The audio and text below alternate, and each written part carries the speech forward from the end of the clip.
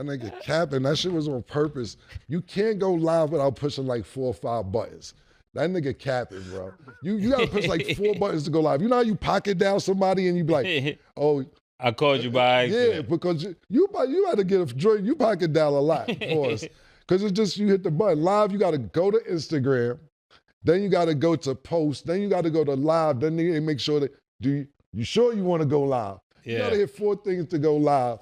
And to me, that was he ain't go viral in a little minute. And he's like, yo, let me go viral.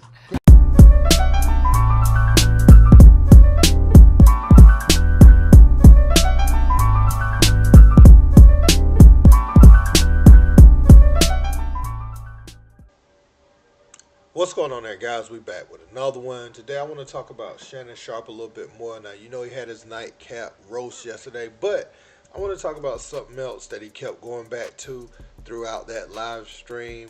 It was announced yesterday that ESPN was going to continue Shannon Sharpe's reoccurring role on First Take after the video, and you know, people were asking about what happened with Paul Pierce and everything, but bottom line is Shannon Sharpe brings in the numbers, and that's what it's always been about, right? They don't see Shannon Sharpe as someone disposable. If they saw him as a disposable asset, then they would have let him go. But he's just too big of a draw. He's getting too many eyes on other platforms of his own, so now they're not going to part ways with that. It's about his leverage. If Pat McAfee did the same thing, they wouldn't do nothing, you know.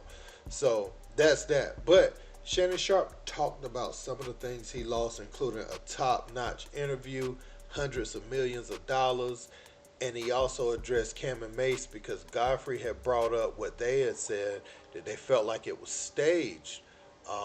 And so he responded back to that. Let's check it out.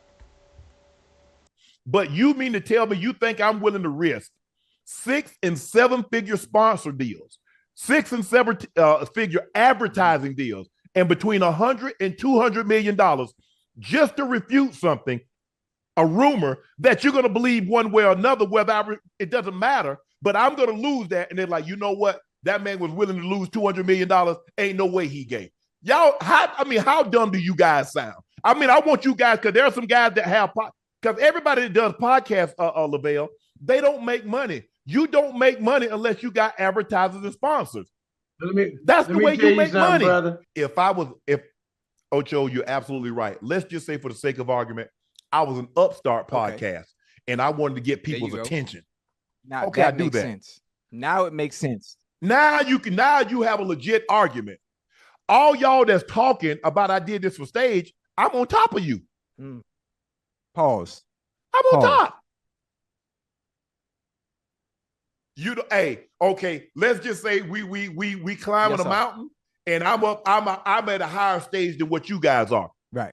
No, the only people that can say if Joe Rogan wants to say it was staged, I was trying to catch him. Okay. If Alex Cooper call you daddy, okay, I ain't finna argue with her. She's gotten $200 or $300 million contract. We know what Joe Rogan is the top of the food chain. The Kelsey brothers, new heights.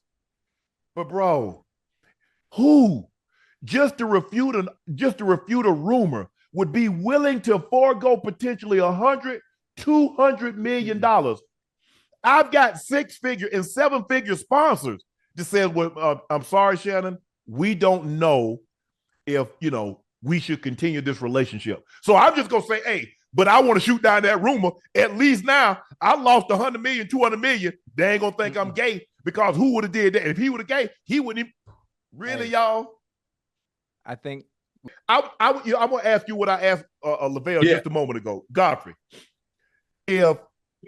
would you be willing to lose $100, $200 million to dispel a myth, a rumor? Would you be willing to forego that just to prove that they said Godfrey was gay or Godfrey did this, and you willing to forego $100 to $200 million just to dispel that rumor? I thought you played it well. I think you didn't lose anything, right? I mean, look, yes, I had a big interview. It was going to be that person would have been the most famous person to date that have ever sat down on Club Shay Shay. Oh, damn. We have some 6.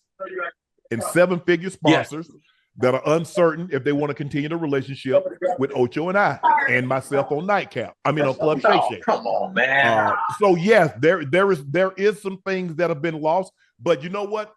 Godfrey, this is what I say. My grandpa used to say all the time. He said, "You get to control your actions. You don't get to control the consequences." That's true. So I'm willing to accept any consequences that came from my actions. I hate that I put people. I got employees. Ocho and I are partners. That's taking food. That's taking food off his table. So I put us, me, my carelessness, my recklessness, my negligence, put us in harm's way. And for people to say it was staged, when they know how I care for my employees, they know how I care for. I call them employees, but we're a family. We're a family. And I was just that's what hurt. Look, I'm embarrassed by it. So Shannon talked about losing the sponsors or potentially losing the sponsors. They said they're not sure if they want to continue with him. They didn't immediately terminate the relationship because they do see that he has a lot of eyeballs, and I think some other sponsors are probably going to come in and take that opportunity. Shannon's getting a lot of views. Nightcap, what is it? It was over 300,000, 250,000 people watching at one time, something like that, the night that it happened. And maybe that was a play to show the sponsors how many eyes they're going to have on them after the fact. Maybe that's some data and information you can take to them, like, look, you're making a grave mistake. Nobody's getting these type of views. But so much of it is associated with the NFL as far as what they cover, their peak season of the sport that they cover. And maybe some of the sponsors is looking at it like that. Cam and Mase said they think it was staged. You do have to hit a lot of buttons to go live on IG, so I'm not shooting back at that theory, but Shannon is saying that what he took so long to build as far as that platform and what's at stake for that video getting out there is not worth everything that's going on. He said, look, the podcast is saying this about me, and Godfrey specifically brought up Camron. I just didn't put that in the clip, but if you watch the whole Nightcap show, you'll see him bring up what Camron and Mase said. And Shannon's like, I'm above y'all. My podcast is above y'all. I'm established already. You heard him tell Ocho that earlier. Like, I'm established already as far as the podcast, and so I wouldn't need to take those drastic measures in order to get viewership, because the viewership is already here. So who knows, right? People are suspecting, they never saw anybody walk by the camera or anything, thank God. But typically people wouldn't want to, people that's been private over time, that is, wouldn't want that type of information out. They wouldn't want to invite you in their home in a capacity other than, going live and talking about a game or something like that. They wouldn't want to let you into that detail typically. But we are in a different era, and so it will be a lot of people that would do that, but you wouldn't think someone like Shannon Sharpe would do something like that. That's just wild.